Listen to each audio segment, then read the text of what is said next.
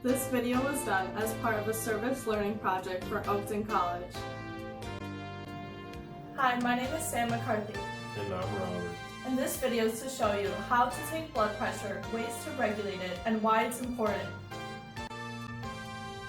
Blood pressure refers to the pressure of blood pushing on the walls of an individual's arteries. Normal blood pressure is a systolic value of less than 120 millimeters of mercury and a diastolic value of less than 80 millimeters of mercury. High blood pressure is when the systolic value is over 120 millimeters of mercury or the diastolic value is higher than 80 millimeters of mercury or both.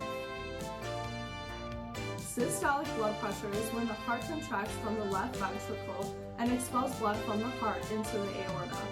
Systolic blood pressure refers to the blood pressure of when a heart is beating. This means that it measures when the heart muscle is contracting and then pumping out blood which is rich in oxygen. Diastolic blood pressure refers to the pressure in the aorta when the heart relaxes, allowing for the aorta to recoil to its original size. In other words, it refers to the blood pressure on the blood vessels when the heart muscles relax. This is always lower than the systolic blood pressure, and blood pressure is measured in millimeters of mercury and is given in pairs. Systolic is the upper and first value, and diastolic is the lower and second value. Hypertension is a medical term which refers to abnormally high blood pressure, and hypotension is a medical term which refers to abnormally low blood pressure. High blood pressure or hypertension over a long period of time can cause cardiovascular problems, including heart attacks, strokes, heart failure, and kidney failure. The symptoms of hypertension include headaches, feelings of shortness of breath, a feeling of pounding in the head or chest, and nosebleeds. Many individuals with high blood pressure do not notice it for years because they have no symptoms or their symptoms are hard to notice, which is why hypertension is called the silent killer. High blood pressure or hypertension also causes more strain on the heart and vessels. It causes the blood vessels to become less flexible and thicker. Low levels of oxygen in the blood can also cause the vessels to become narrow, which squeezes the blood into a smaller area and creates more blood pressure. This can lead to more blood clots and therefore increases the individual's risk of cardiovascular diseases. Low blood pressure or hypotension can cause dizziness, nausea, fainting, dehydration, blurred eyesight, lack of focus, and cold and pale skin. People with hypotension also experience a pulse which is weak and rapid. Hypotension, if left untreated, can cause the brain, heart, and other bodily organs to not function properly because they are not receiving enough blood, oxygen, and nutrients. It can also lead to shock. Hypotension can also be a sign of serious heart conditions and endocrine or neurological conditions. Normal blood pressure is a measurement of less than 120 over 80 millimeters of mercury. An elevated blood pressure is consistent blood pressure readings of 120 to 129 systolic and less than 80 millimeters diastolic. This can lead to high blood pressure or hypertension if left untreated, and it's usually called prehypertension. Hypertension stage 1 is a consistent blood pressure measurement of 130 to 139 systolic or 80 to 89 millimeters of mercury diastolic. At this stage, lifestyle changes are recommended and medication might be prescribed. Hypertension stage 2 is a consistent blood pressure measurement of 140 over 90 millimeters of mercury or higher. At this stage, lifestyle changes and medication are recommended because of the increased risk of cardiovascular diseases. This is high risk for coronary heart disease, which leads to heart attack or stroke. Hypertension can also cause micro tears in the lining of your blood vessels, which can put you at risk for cardiovascular diseases. Hypertensive crisis is a blood pressure reading which suddenly exceeds 180 over 120 millimeters of mercury. It is recommended to wait 5 minutes and test again, and if the blood pressure reading is still high, to contact emergency services immediately. The equipment you need to measure a person's blood pressure includes a stethoscope and an aneroid sphygmomanometer. The stethoscope consists of a headpiece which has ear tubes, ear tips, And then the chest piece, which has the diaphragm and the bell. The diaphragm is for high frequency noises and the bell is for low frequency noises. The cuff on the sphygmomanometer is used to occlude the artery so that we can measure it on the gauge. And the bulb is used to inflate the cuff.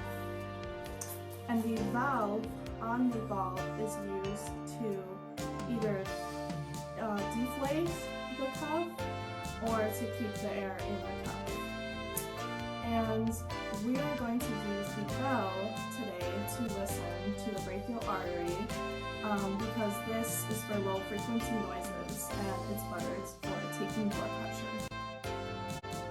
Blood pressure shows how healthy your heart is, which is why it is important to regulate and monitor it. Cardiovascular disease is also the leading cause of death in the U.S. Lowering blood pressure in individuals with high blood pressure can prevent or decrease the risk of cardiovascular problems like heart attacks or strokes in the future. Exercising regularly, about 150 minutes a week or about 30 minutes a day, can lower a person's high blood pressure 5 to 8 millimeters of mercury. Eating a balanced diet. A diet of fruits, vegetables, whole grains, low-fat dairy products, higher amounts of potassium, less processed foods, low amounts of sodium, and low amounts of saturated fat and cholesterol can lower an individual's high blood pressure by 11 millimeters of mercury. This diet plan is also known as DASH, or Dietary Approaches to Stop Hypertension. Drinking less alcohol, quitting smoking, and also monitoring your stress level will also help you to lower your blood pressure. Do things that make you happy so that you can relax and enjoy your life and also lower your stress level and lower your risk of hypertension. Monitor and regulate your blood pressure regularly. Go to your doctor and get your blood pressure tested and also monitor your blood pressure at home and make sure that your blood pressure is in a healthy range for your age. The first thing you want to do when checking a person's blood pressure is to get their consent. Robert, do you mind if I take your blood pressure today? The second thing you want to do is practice good hand hygiene and use hand sanitizer or wash your hands. Then you want to make sure that the cuff is the proper size for your patient's arm. This is an adult size cuff. And Robert, can you take off your jacket so I can properly put on the cuff?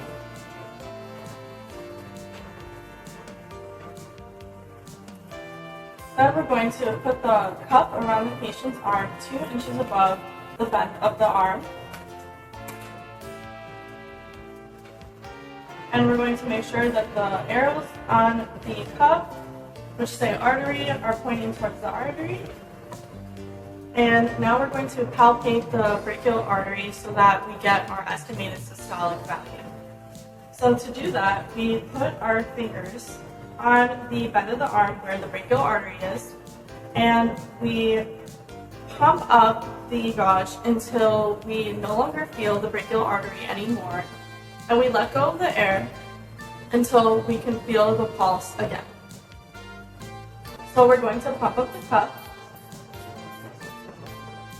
until we no longer feel the artery.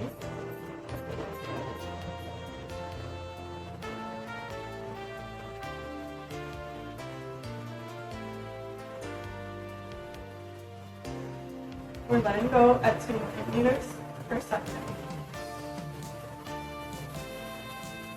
I felt the artery again at 119, so Robert's estimated systolic value is 119.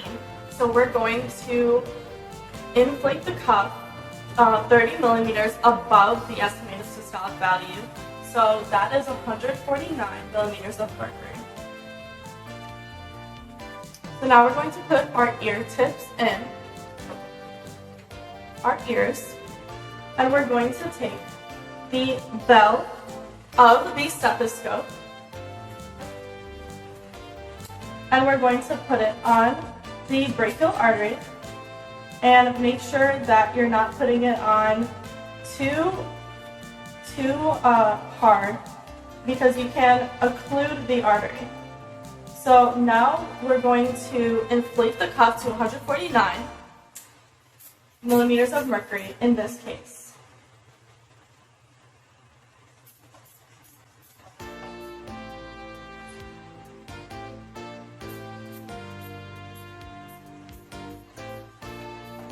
And we're going to let go at 2 millimeters per second.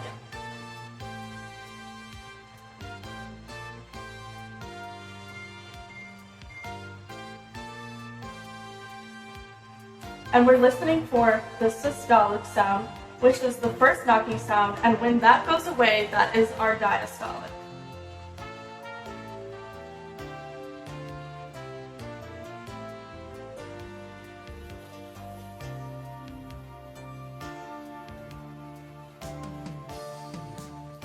I heard the knocking sound at 118, and the knocking sound went away at 78. So your blood pressure is 118 over 78. And you also have to take into account that blood pressure may vary with race, weight, age, and many other factors. Then we're going to take off the cuff, and you have officially read this person's blood pressure.